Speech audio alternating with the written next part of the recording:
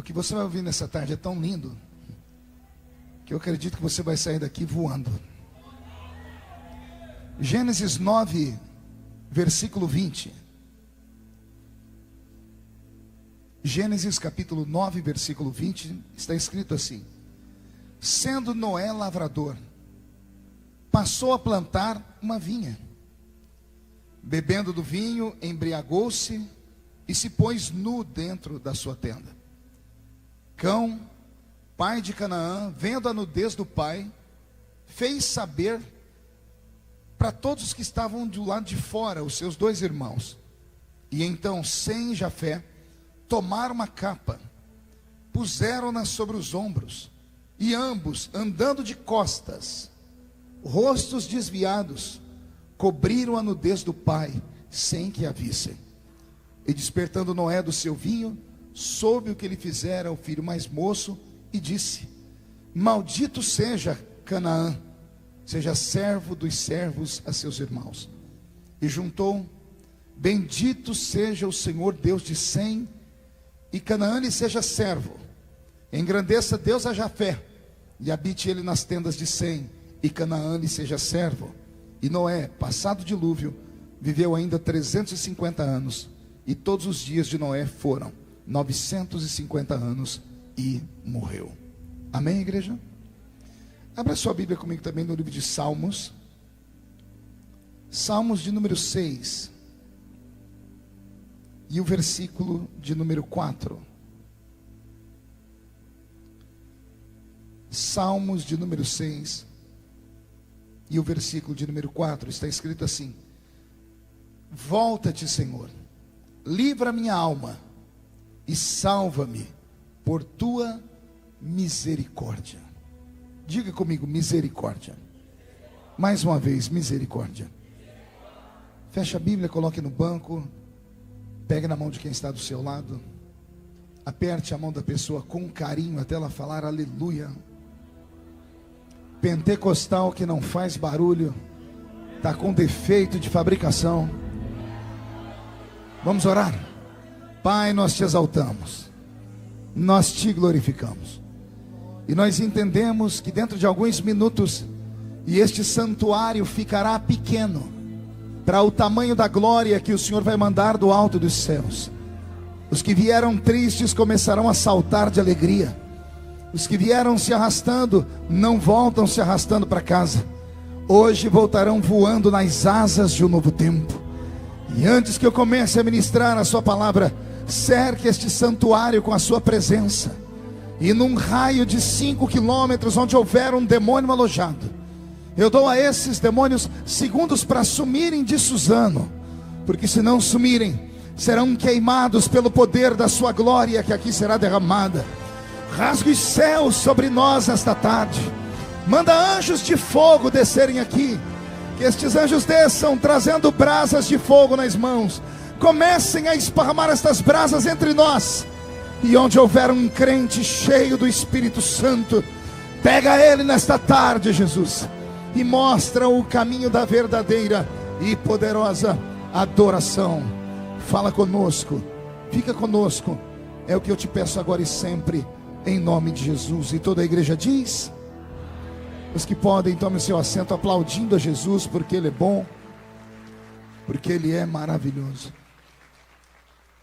Como eu disse, eu prometo não me delongar muito, mas também prometo não entregar esse microfone até deixar aqui para vocês o que Deus plantou no meu coração. Estava aqui ouvindo o pastor Daniel falar, ele é lá de Rondônia, né? Pastor Holder. Ele estava falando e eu comecei a lembrar de cenas, histórias, né? Eu estou escrevendo um livro sobre memórias de um itinerante. As coisas que acontecem que a igreja não fica sabendo, que as pessoas só veem quando você é exaltado, quando Deus te coloca num patamar de destaque. Mas ninguém é aceito sem antes ser rejeitado. Ninguém é aplaudido sem antes ser vaiado. Faz parte do show. E eu me lembrei de uma história muito engraçada. Eu acho que vale contar ela aqui para ver se os irmãos despertam. Porque depois do almoço, com um sol quente desse, é perigoso os crentes falar, ao invés de falar Jesus, falar Genésio aqui dentro, né? Eu estava num congresso lá tem uma casa de shows lá que chama Kelps. A Kelps tem um desenho de uma múmia, é lá em Porto Velho. E era um domingo de manhã, tinha umas 10 mil pessoas. E estava pregando o pastor Paulo Roberto, de Cuiabá. Não sei se os irmãos conhecem. Paulo Sete Câncer. A senhora estava lá. E o pastor Paulo é muito usado em curas, né? E eu fiquei espantado com o dom que Deus deu a ele. E ele começou a orar, Jesus começou a curar. Eu falei, eu acredito, eu quero Deus. Quando eu dei um grito, eu disse, eu quero. Ele olhou para mim e disse assim, você quer? Eu disse, quero. Ele falou, abre as mãos. Eu abri as mãos, ele deu 2 tapas na minha mão e disse, receba. Eu disse, pois eu recebo. E ele jogou o microfone na minha mão. Eu falei, o que é para eu fazer? Ele falou, ora pelos doentes. Você recebeu o dom da cura. E eu sou valente. Eu pulei no meio do povo, vou orar pelos doentes aqui. E comecei a orar. E Jesus curou uma irmã. Ela estava numa cadeira de roda. Mas eu não sei se ela era paralítica. Eu sei que ela levantou. Quando ela levantou, eu enlouqueci. Itinerante, quando enlouquece, é só Deus na causa. Eu pulei no meio do povo. Peguei o microfone e gritei, os doentes cheguem perto de mim. Ai, meu Deus. A gente não pode se empolgar. E eu falei, encosta em mim que você vai ser curado. Aquelas coisas de maluco, né? Só itinerante sabe o que é isso. É os 5 minutos de bobeira que dá na cabeça da gente, né? Aí depois você fica arrependido pelo resto da vida. Porque quando termina o culto, a convenção reúne o que aquele menino fez. Que negócio é aquele? Isso é uma heresia. E as pessoas encostaram em mim, amor, foi uma alegria. E Jesus começou a curar. E eu olhei para a parede e vi um irmão com um par de muleta. O irmão estava segurando as amuletas aqui. E a perna direita dele balançava. E eu falei para ele, vem porque Jesus vai te curar. E ele olhou para mim e fez assim. E todo mundo olhou para ele, olhou para mim. Eu disse assim, vem. Eu falei, se você não vem porque não tem fé, eu tenho fé, eu vou a ti. Oh Deus de Israel. E eu cheguei perto dele. Quando eu cheguei perto dele, ele disse assim, pastor, eu fiz assim, você não precisa ter fé, eu tenho fé por mim e por você.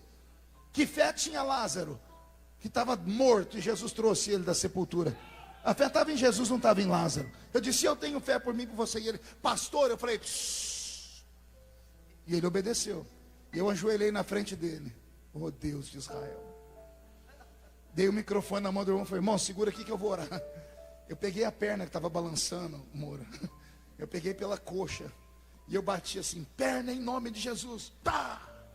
Cresça. Seja curado. E fui descendo, porque eu ia ungir a perna inteira. Perna, pá, cresça. Quando chegou no joelho, irmãos, o diabo operou. Quando eu bati a mão, perna, cresça. A minha mão enformigou. O anel amassou. Eu olhei para cima, ele olhou para baixo e disse assim, é de madeira, pastor.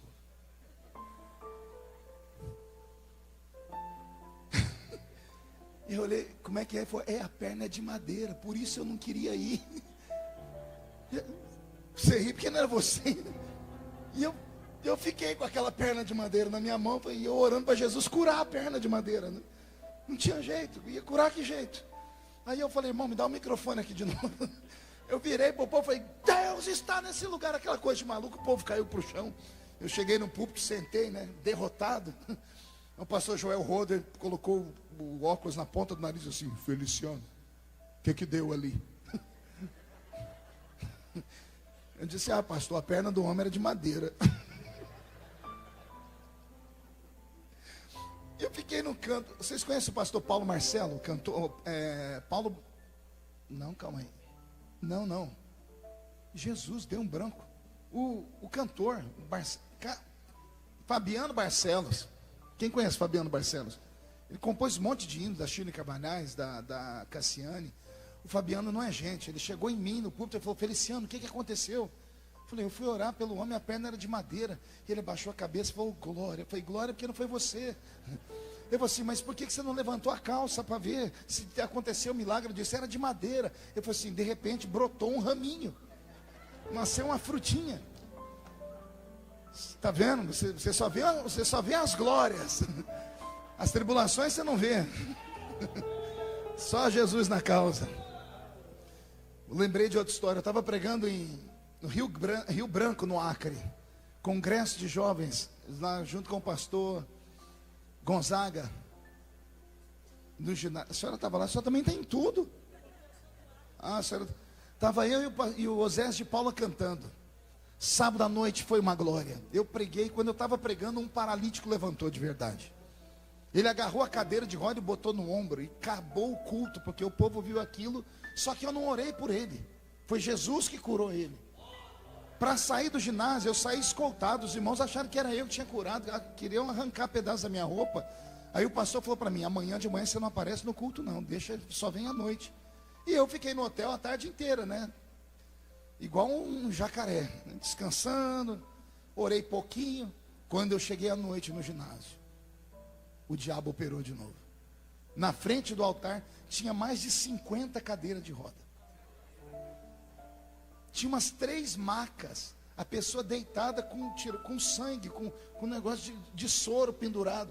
Eu olhei, começou a me dar tremedeira. Eu falei: meu Deus, o que é isso? Aí eu falei: Osés de Paula, o que deu aqui?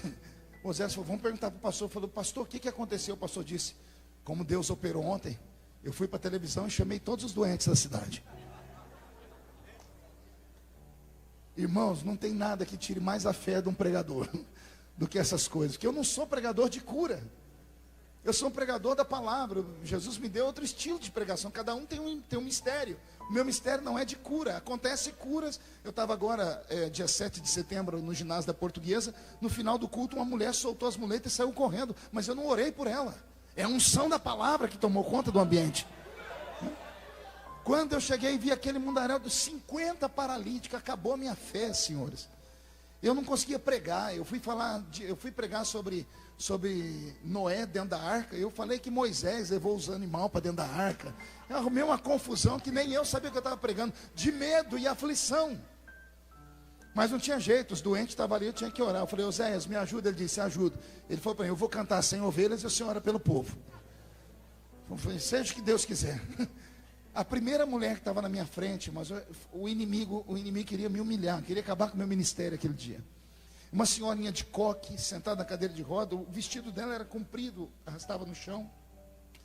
Aí eu botei a mão na cabeça dela, Oséias cantando, eu fui orar. Quando eu falei: seja curado em nome de Jesus. Aí quando eu fui falar para ela: levante e anda, eu tirei o microfone. Só para ela ouvir, falei. Aí ela falou, olhou para mim assim, para cima, e falei: não posso. Eu falei: a senhora não tem fé? Ela falou: fé eu tenho, eu não tenho as pernas.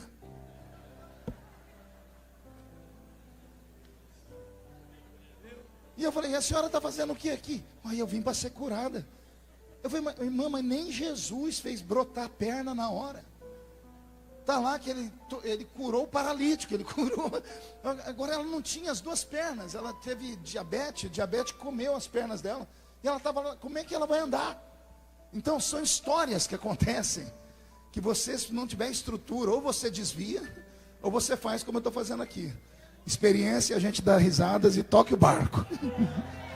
Olha para o seu irmão e diga: nem tudo são flores. Tem dias que a coisa não dá certo. Posso ouvir um glória a Deus? E vocês filmaram tudo isso, né? Já está no YouTube, né?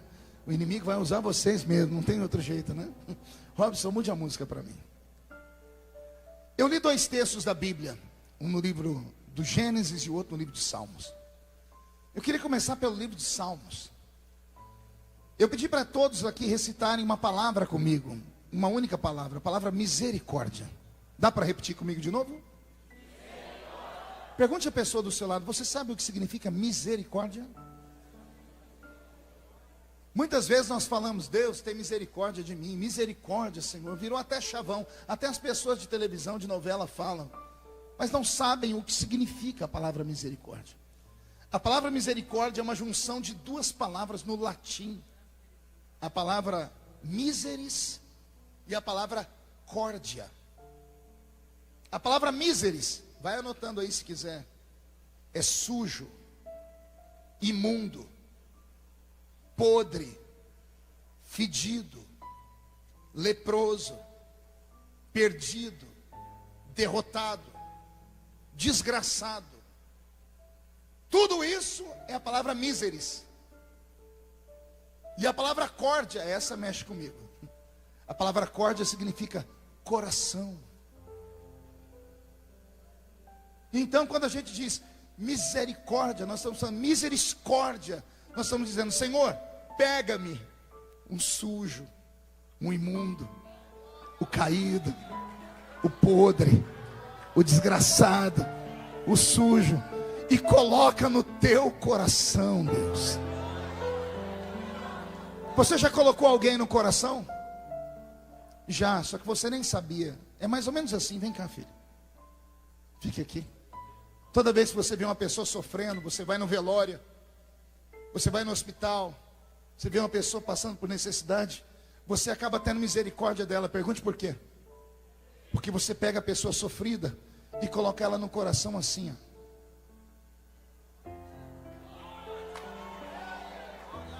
A pessoa toca o seu lado esquerdo. Raramente alguém abraça do lado direito. A gente abraça sempre do lado esquerdo. Misericórdia. Pegue a pessoa caída, machucada, suja, sofrida e põe ela aqui no coração, ó. O salmista está dizendo: Deus, me dá um abraço, porque eu preciso da sua ajuda. Que nesta tarde Deus te coloque no coração dele. Porque os homens não nos colocam no coração. Os homens só nos colocam no coração quando estamos de bem, quando temos tudo, quando somos alguém, quando perdemos tudo, quando o teto desaba na nossa cabeça, quando o chão desaba sobre os nossos pés, quando acontece um acidente, uma tragédia, quando o herói encontra uma criptonita, quando o super-homem tomba. Ninguém quer ficar perto da pessoa. A pessoa se torna imunda, a pessoa se torna uma leprosa. Porque o ser humano quer ficar somente perto de pessoas que tenham vitória, de pessoas que tenham virtude. Mas Deus não é assim. Deus é Pai. Deus te ama e o amor dele não muda. Você sabia que não existe como o amor de Deus mudar? Deus não pode amar mais você hoje do que ele te amou ontem. O amor de Deus não muda. O amor de Deus é imutável. É impossível Deus te amar mais do que ele te ama. E também é impossível Deus te amar menos do que ele te ama. Ele não te ama pelo que você faz, ele te ama pelo que você é. Vou repetir: Deus não te ama pelo que você faz, ele te ama pelo que você é. Pergunte a mim: o que é que eu sou, pastor? Só falo se todo mundo perguntar. Você é imagem e semelhança dele. Pastor, e os defeitos? Acidente de percurso, herança genética, herança psicossomática, herança adâmica. Não há um justo sequer, diz a Bíblia. Na minha igreja, onde eu sou pastor, eu aboli a palavra exclusão. Nós não excluímos ninguém. E na minha ausência, excluíram um crente. Eu quase excluí todo o corpo de ministério. Porque viemos de uma tradição religiosa. Eu digo: na minha igreja não se exclui ninguém. Porque a Bíblia Sagrada diz que quando nós excluímos, nós cometemos um pecado mais grave do que o pecado daquele que caiu. Você sabia disso? Não sabia, porque nunca foi ensinado. Pois eu vou te ensinar agora. Todas as vezes que o pastor fala na igreja: vamos excluir alguém ou excomungar alguém, ele não tem poder para fazer isso sozinho. Ele precisa de quórum. Por isso que ele apresenta o nome e pergunta se a igreja diz amém. Quando a igreja diz amém, a igreja tem poder, porque a igreja é a noiva.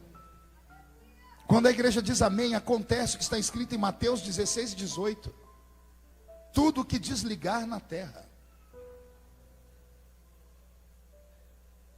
tudo que desligar na terra, será desligado aonde? Sabe o que aquele amém da igreja significa? Aquele amém sobe ao céu em forma de uma borracha e apaga o nome da pessoa do livro da vida. É por isso que toda pessoa que cai, ela fica pior do que um ímpio. Já percebeu? A pessoa excluída, se era uma menina de igreja, amanhã vira prostituta. Se era um menino, amanhã ele vira um endemoniado. A Bíblia diz: a casa está limpa. O espírito que saiu volta com 7 piores.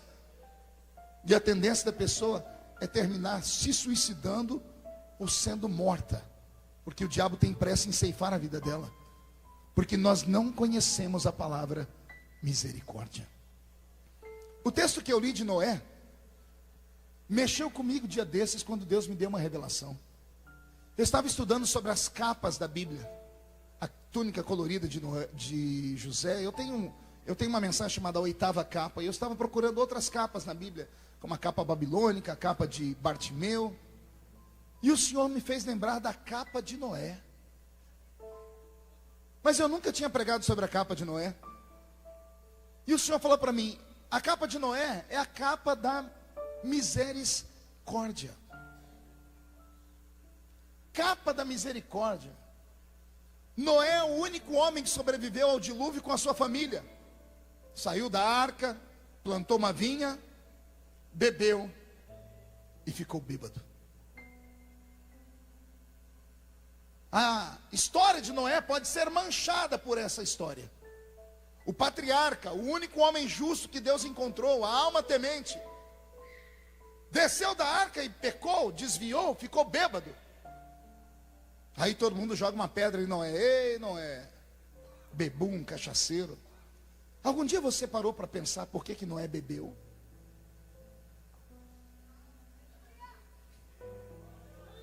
Já começou a pensar assim: por que Noé bebeu? Você conhece pessoas caídas pelas ruas, os bebuns? Chegue em uma pessoa dessa, procure saber por que ele bebe. Há textos na Bíblia que estimulam a bebida, sabia disso? Salomão disse: se você está triste, tome vinho, para que se alegre o seu coração. Quantas vezes você ouviu falar que a pessoa bebe para esquecer o que aconteceu? Eu não queria estar na pele de Noé. Você já reparou que quando Noé fez a arca, entrou com a família lá dentro, ele trancou a arca por dentro. Aí a Bíblia vem e conta uma outra história. Pergunte qual? Veio um anjo e fechou a arca por fora. Já meditou porque o anjo fechou a arca por fora? Pergunta para o seu irmão: o que você acha? Por que o anjo fechou por fora? Noé já tinha fechado a arca por dentro. Veio Deus e fechou a arca por fora. Pergunte para mim: para quê, pastor? Porque Noé era um homem de coração bom. Era um homem que temia Deus. Quando ele estava dentro da arca, a arca começa a balançar, ele começa a escutar o choro de criança morrendo afogada. Ele começa a escutar o grito do vizinho dele, que podia não ser perfeito, mas era amigo, dizendo: ô Noé, abre a arca, deixa eu entrar. Ele viu a família dele toda morrer. Pai, mãe, tio, primos. E eu tenho certeza que Noé tentou abrir aquela arca, para abrir para as pessoas entrarem, porque ele tinha um coração bom, senão Deus não teria salvo ele. Só que como Deus não podia ter misericórdia daquela geração, Deus trancou a arca por fora. Quando a arca pousou e Noé andou pelo mundo, ele andava e via ossos, ele via caveiras, e ele sabia que ele podia ter salvo esse povo. Ele não aguentou. Ele plantou uma vinha e bebeu, para esquecer os problemas, gente. Ele bebeu porque ele não aguentava saber que ele trazia nos ombros a morte de uma geração inteira. Morreu uma geração inteira. E aí ele está bêbado, ficou nu, porque perde o bom senso. Aí vem o filho, o mais novo, quando viu o pai bêbado, expôs o pai para todo mundo. Meu pai não é o perfeito? Olha lá, ó, cachaceiro, está pelado, bêbado, que vergonha. Quando a notícia chegou em casa, os dois outros filhos, Sem e Jafé, pegaram um pano, pegaram uma capa, a capa da misericórdia. Não ousaram olhar para o pai, não quiseram saber se era verdade. Vai anotando aí. Não ousaram perguntar se era verdade que o pai estava nu ou não, de costas, sem olhar. A Bíblia diz que eles nem viraram. Pegaram um pano e vieram de costa e cobriram a nudez do pai. Olha Deus falando conosco nessa tarde. Deus está procurando filhos que cubram a nudez do pai. Deus está procurando uma geração que não fique esparramando as notícias ruins, que não fique no Facebook questionando se é verdade ou se não é, que não fique falando de pastor, cantor, pregador. Deus está procurando uma geração que tenha misericórdia, que ao invés de acusar o outro do pecado, tente entender por que pecou. E saiba que se ontem foi a outra pessoa, amanhã pode ser você. Porque todos nós somos seres humanos. Deus não procura entre nós homens e mulheres de aço. Deus procura homens e mulheres que tenham coração. Não existe no Velho Testamento um pecado tão grosseiro quanto o pecado de Davi, que desejou uma mulher que não era dele, que mandou matar o marido dela, que dormiu com ela, engravidou ela. Não tem um pecado pior do que esse. Mas Deus não deixou nunca ninguém tocar em Davi, porque Deus sabia que Davi era homem. Só que Deus também sabia que Davi tinha coração. Deus ouviu Davi orar, e Davi orou assim: tira tudo que eu tenho, tira a riqueza, tira o meu nome, só não retires de mim o seu Santo Espírito.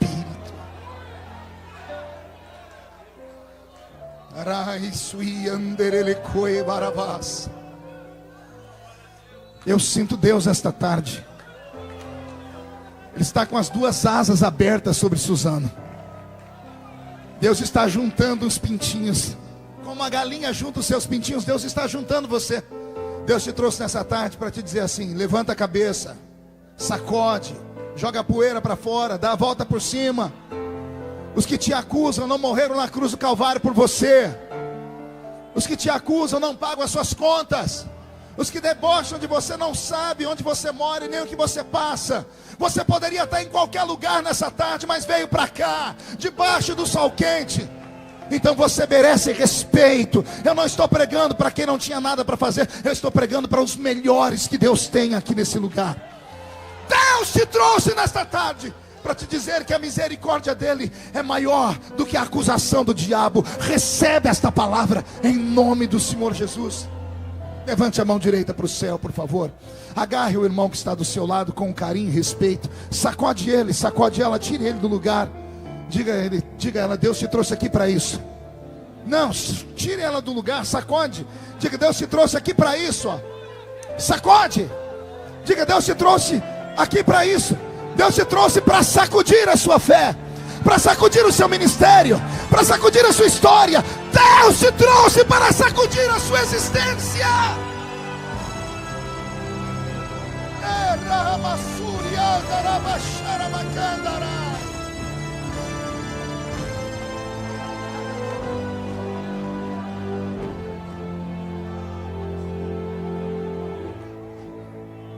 Sente aí. Eu falava com o pastor, esqueci seu nome, chefe. Pastor Juto, estava falando com ele agora no almoço, comentando sobre um companheiro, um amigo. E eu estava falando para ele que quem planta misericórdia, colhe misericórdia. Mas quem planta uma justiça cega, a justiça cega corre atrás da pessoa. Estava contando para ele, eu não vou dizer o nome aqui por ética, mas eu falei para ele: eu sou assembleiano, sou da Confradesp, do pastor Zé Wellington. E há anos atrás, quando os pastores se reuniram para criar uma lei para pastores, porque queriam encontrar um norte. O pastor caiu em pecado de adultério, mas não deixou a esposa. Ele pode ou não pode pregar mais? Foram horas e horas de debate, até que levantou um super santo e disse: eu já tenho a solução. O pastor caiu em adultério, pecou, 10 anos de banco para ele. Não pode pregar, não pode dar testemunho, por 10 anos vai ficar sentado. Se ele aguentar o tranco, 10 anos depois ele pode voltar a pastorear. O primeiro a ser punido por essa lei, no Belenzinho, foi o criador dela. Entendeu não? O pastor que criou essa lei foi o primeiro a ser punido por ela. Aí ele não aguentou ficar 10 anos sem pregar, teve que sair do ministério e ir para outro. E começou outra vida. Quem planta misericórdia, colhe misericórdia. Mas quem não conhece a palavra misericórdia, quem nunca precisou dela, vai sempre agir como a mão de Deus sobre a terra, como super santo. Eu já fui assim, quando era garoto, bem assembleiano. Quando eu casei com a minha esposa, eu disse para ela: o dia que você cortar o seu cabelo, me corte da sua vida. Pense num homem bruto. O tempo foi passando, as coisas mudam. A doutrina do Senhor não muda nunca, mas os costumes humanos mudam. E chegou um dia que eu tive que ajoelhar no pé da minha esposa e falar para ela: filha, fica bonita para mim, porque eu viajo o mundo e um monte de mulher bonita se joga nos meus pés, e eu não preciso delas, porque eu quero chegar em casa e encontrar uma mulher bonita. E ela falou: você quer que eu faça o quê? Eu falei assim: fique mais bonita, mexa no cabelo, faz um regime, vai para uma academia, põe um botox, faz o que for preciso, fica bonita para mim, porque quem tem em casa não procura lá fora. Tive que voltar então à vida, senhoras e senhores, tem que ser assim. Eu estava esses dias na ponte Rio-Niterói, aliás, passei por ela essa madrugada, lá no Rio de Janeiro. Mas teve uma vez que eu estava em cima da ponte Rio-Niterói e deu um engarrafamento. E de repente deu um vento, gente, que a ponte fez assim, ela foi de um lado para o outro. Tem algum carioca aqui? Tem alguém que é do Rio de Janeiro aqui, que já teve essa experiência? Não tem, que pena.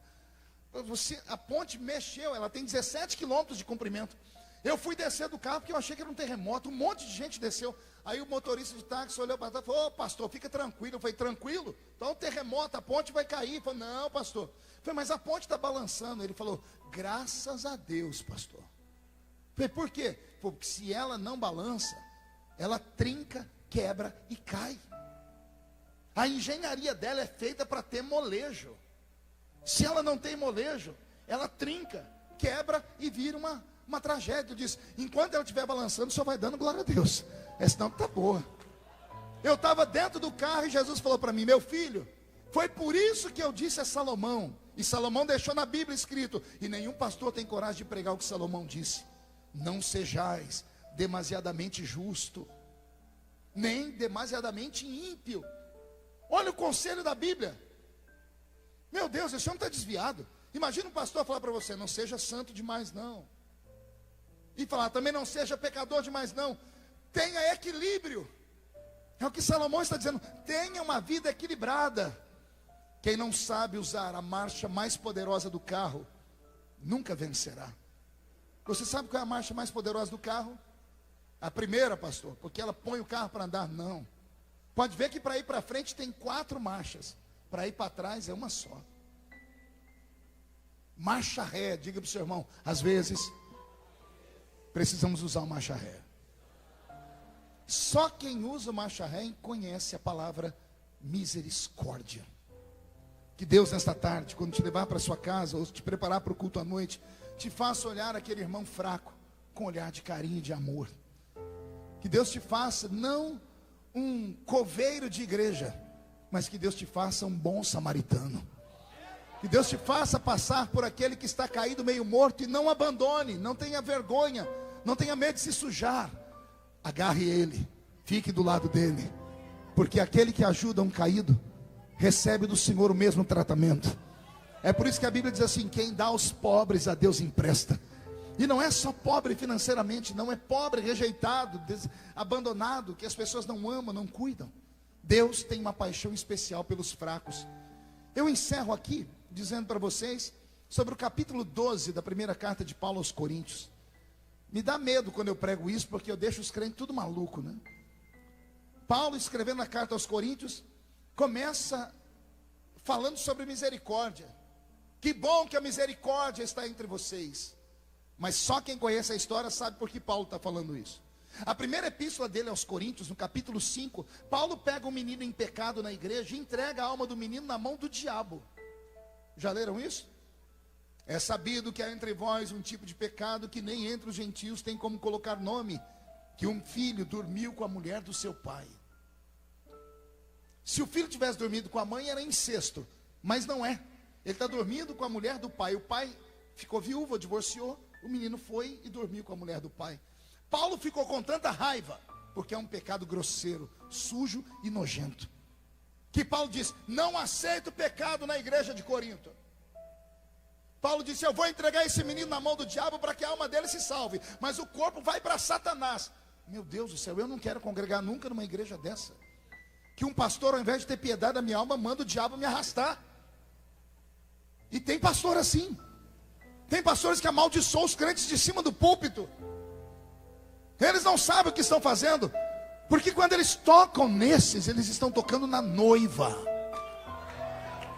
Alguém me pergunta, por que o senhor tem tanta paciência? Porque o senhor tirou foto? Não é nem questão de humildade não, amor. É porque eu sei que se Jesus estivesse aqui, ele faria o mesmo. Tentaram trazer as criancinhas para Jesus, o ministério de Jesus estava famoso, os discípulos cercaram, não toque nele, não toque nele, não toque no mestre. Você já se perguntou por que eles não queriam que tocasse no mestre? Pergunte para mim, por quê, pastor? Porque Jesus era doutor da lei, amém?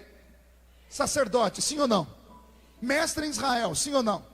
Sabe qual era a roupa dele? Uma estola sacerdotal branca. Uma estola sacerdotal o quê? Branca. E agora que ele está famoso, a roupa dele, pode ver que roupa de artista é diferente. Já percebeu? Artista, pregador, dá uma olhadinha aqui na roupa, é tudo diferente. Porque é destaque. É destaque. Então chama atenção. Todo mundo queria encostar nele, os discípulos. Vão sujar a roupa do mestre, ele tem um show daqui a pouco. Ele tem que pregar, vai estar diante de uma autoridade. Tira essas crianças com o nariz sujo daqui.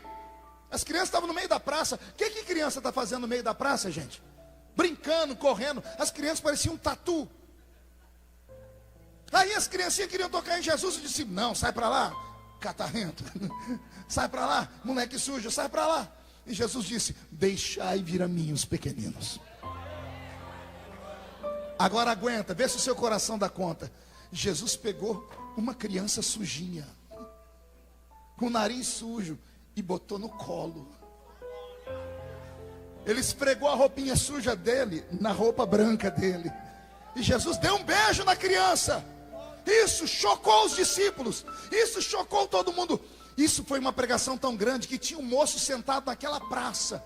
Quando ele viu Jesus fazer aquilo, ele saiu correndo, se jogou de joelho ao pé de Jesus e disse, bom mestre, o que eu tenho que fazer para herdar a vida eterna? Por que você acha que esse moço procurou Jesus? Jesus pergunta para ele, conhece os mandamentos? E o que é que o moço diz? O jovem rico? Conheço todos os mandamentos, respeito desde a minha mocidade. Você conhece algum crente que respeita todos os mandamentos? Será que tem algum aqui entre nós que é santo a esse ponto? Se aquele moço estivesse mentindo, Jesus teria chamado a atenção dele, sim ou não? Jesus falou para a mulher, cadê seu marido? Não tenho. Olha ele falando, você teve 5, não mente para mim não. O que você tem agora não é seu. Ninguém mentia para Jesus. Quando aquele moço diz, eu respeito os mandamentos desde a mocidade, Jesus encontrou um santo na terra. Quem é que respeita tudo? Jesus achou um. Aí Jesus olhou para ele e disse assim, então, se você já respeita todos os mandamentos, vende tudo que você tem e me segue. Porque você já é um anjo na terra. Agora, calma aí, tem uma coisa que nós não meditamos. Pergunte o quê? Só fala se todo mundo perguntar. Como é que alguém que respeita todos os mandamentos não tem certeza de ir para o céu? Pegou aí? Ele se jogou aos pés de Jesus por quê? Como eu faço para ter a vida? Quero ser salvo, como é que eu faço para ir para o céu? Mas a religião dele já tinha falado, respeita os mandamentos. E ele só queria uma confirmação. Quando Jesus diz, respeita os mandamentos, ele diz, estou salvo. Aí Jesus fala para ele, vende tudo que você tem e me segue. Aí a Bíblia diz que o rapaz se entristeceu e foi embora. Pergunte por quê? E ensinaram ele a respeitar a estrutura da igreja, as doutrinas, os costumes, mas nunca ensinaram ele a amar Deus acima de todas as coisas. Quantos crentes piedosos, santos que eu conheço, tem a coragem de levantar a mão para o céu e excomungar alguém da igreja? Tem capacidade de ir na casa do pastor e entregar o irmão, olha, eu tenho provas de que aquele irmão não merece tomar santa ceia. Quem é o sujo para falar do mal lavado? Que Deus nesta tarde pegue esses julgadores, que Deus os faça passar pelo vale, para eles entenderem o que é misericórdia. Só pode conhecer misericórdia quem precisou dela. Se Jesus abraçou aquele menino sujinho, era a forma dele dizer: aqueles que ninguém quer abraçar, eu abraço. Eu coloco na minha roupa branca. Eu não tenho problema em me sujar. Eu encerro contando uma velha história que eu já preguei algumas vezes. Tem um homem na Bíblia que teve tudo e da noite para o dia perdeu tudo. Tem um livro com o nome dele na Bíblia. Ele enterrou 10 filhos.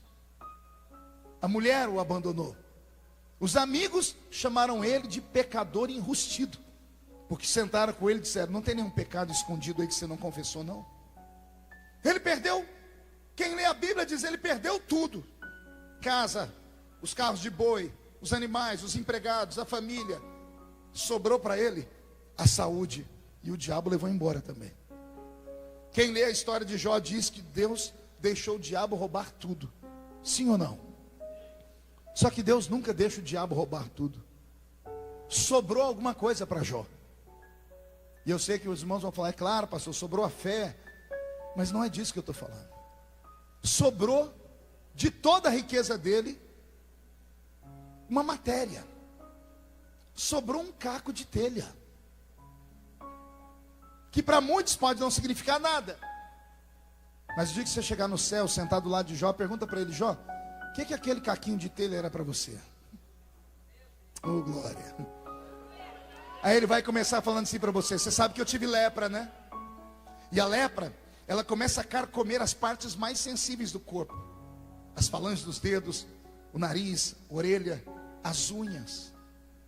O leproso não tem unha. Só que a lepra, ela tem fases. Ela vai ficando vermelha, vai queimando. Quando ela começa a queimar, ela coça, até que ela mata as células. No período da coceira, a única coisa que alivia o homem é as unhas. Mas ele não tem unhas. Quando não tem unha, um amigo podia coçar ele, não podia? Que amigo quer colocar a mão na sua lepra? A mulher podia coçar ele, mas nem a mulher deu conta. Porque quando você coça, sai sangue e começa a feder.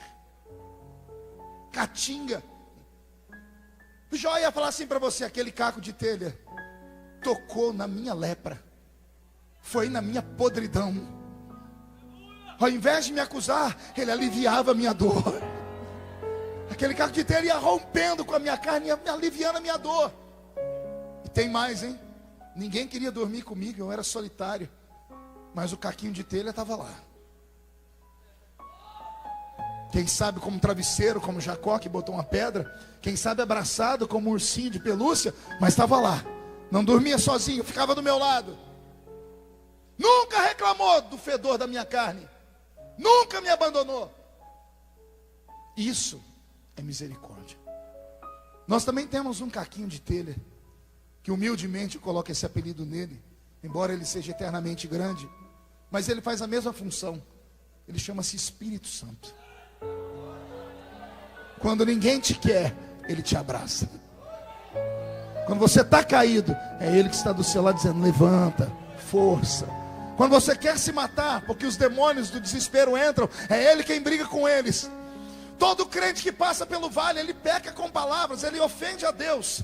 Ele olha para o céu e diz palavrões, ele diz: Deus me abandonou. Aí sabe o que acontece? Antes da palavra chegar no ouvido de Deus, o Espírito Santo entra na frente e filtra.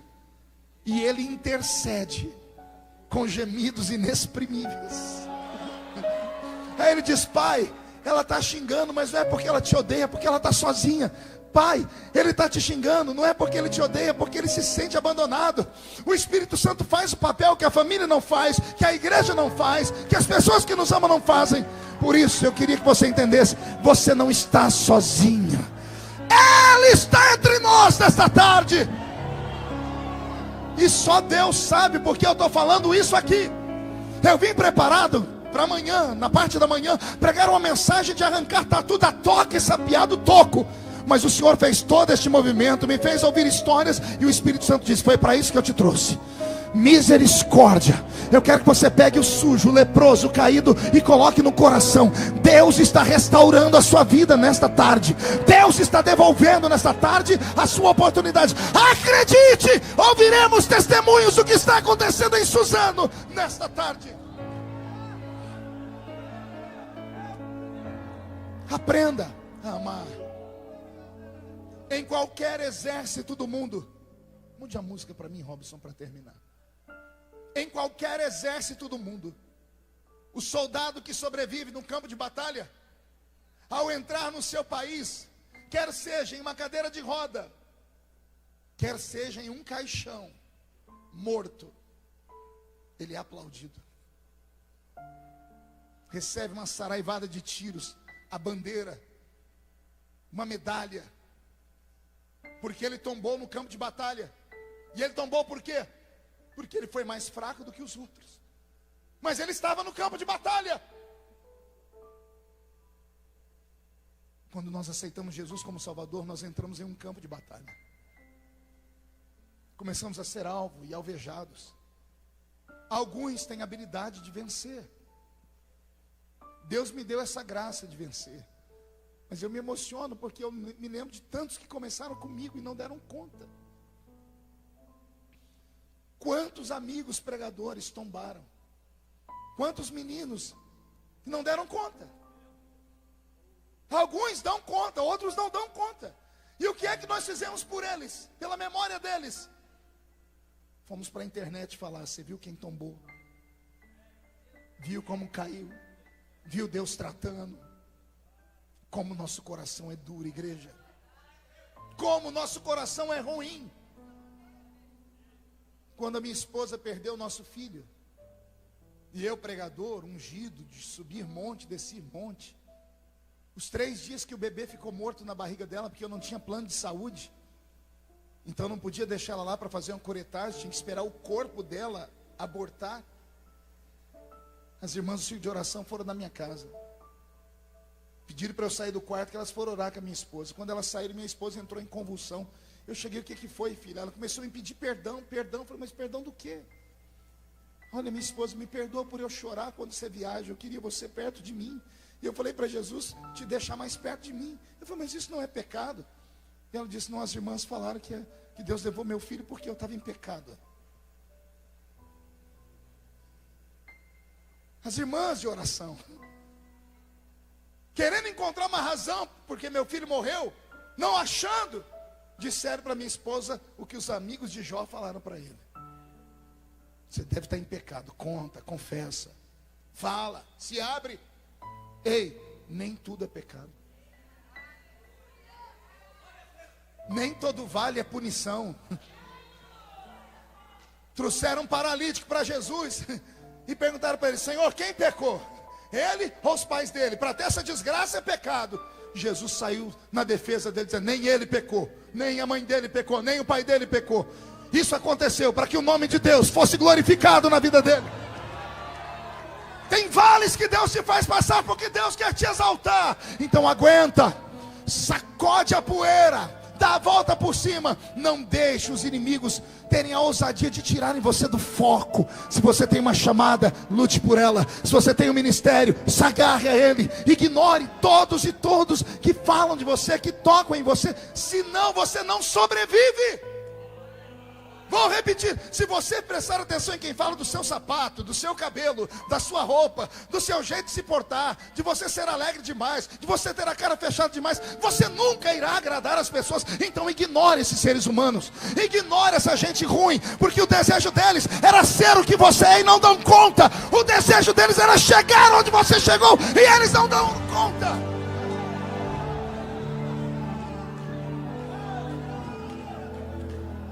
Eu estou com meu corpo arrepiado. Deus está aqui. Deus está aqui.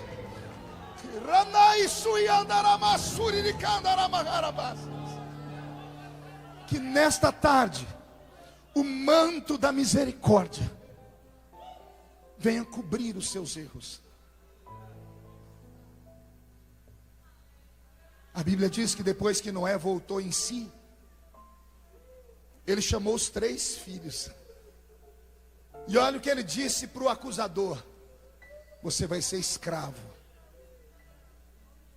Aí chamou os que cobriram e disse: você vai ser grande, mas o filho do acusador vai ser seu empregado. Aí Noé chamou o outro: você cobriu a minha nudez? Você será importante, mas o filho do acusador vai ser seu escravo. E eu não tenho tempo para falar o que aconteceu com as gerações que vieram pós esta palavra de Noé. Então haja como um cristão de verdade. Haja como um crente que vai morar no céu. A função do crente não é acusar. Mateus 7, para você. A função do crente não é encontrar defeito nas pessoas. É se aguentar, é se segurar, porque ontem foi aquele, hoje foi o outro, amanhã pode ser você. E com a mesma medida com que você medir alguém, você será medido lá na frente. Posso ouvir um amém? Fique de pé comigo. Incline a cabeça. Eu queria orar nessa tarde por homens e mulheres que às vezes dizem para si mesmo: eu não vou dar conta. Gente que tem tentado, mas não tem dado conta de ser aquilo que a igreja quer que você seja. E as suas fraquezas, os seus erros, que não dizem respeito a ninguém, é só entre você e Deus, às vezes te tiram foco e você por muitas vezes pensa em desistir, em desanimar. Eu queria orar com você nessa tarde. O senhor quer que eu vá aí na frente, pastor? Quero. Mas se eu for aí, as pessoas vão saber que eu sou isso, eu sou aquilo. Ignore. Quem fala de você não paga as suas contas. Quem te acusa não morreu na cruz do Calvário. Mas se você precisa de força, se está com seu coração machucado, vem aqui que eu quero orar por você.